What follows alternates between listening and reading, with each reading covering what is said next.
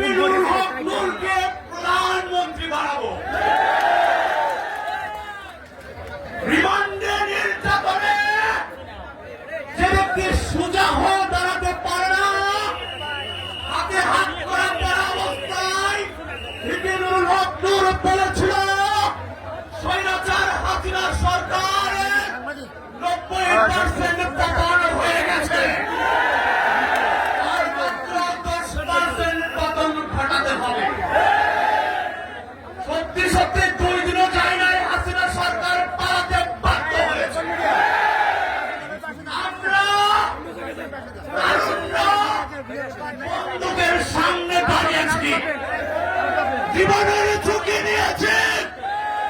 আমরা গত 16 বছরের ফ্যাসিস্ট মাফিয়া আত্মদানব হাসিনা সরকারকে পতন করতেছি। আমরা দেখেছি গত 16 বছরে এই হাসিনা সরকার ওই দিল্লির দাসত্ব করেছে।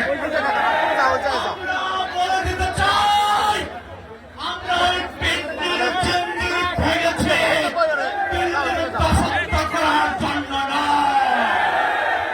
যে ভারত আমাদেরকে পানিতে ডুবিয়ে মারে, সীমান্তে গুলি করে পাখির মতো হত্যা করে, সেই ভারতের সাথে কোনো বন্ধুত্ব হতে পারে না।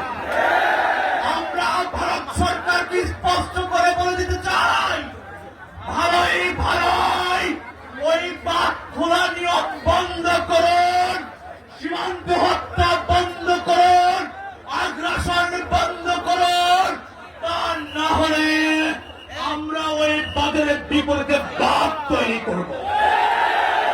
আমরা ওই বিএসএফকে ছাড় দিব না। এই সারা বাংলাদেশে কোন মার্কা আছে?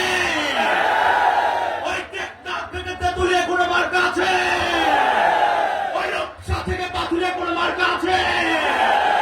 ওই সেই মার্কা, সেই মার্কা তোমার আমার মার্কা, গণঅধিকারের মার্কা,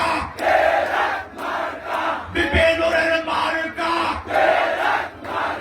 পটুয়াখালীর মার্কা,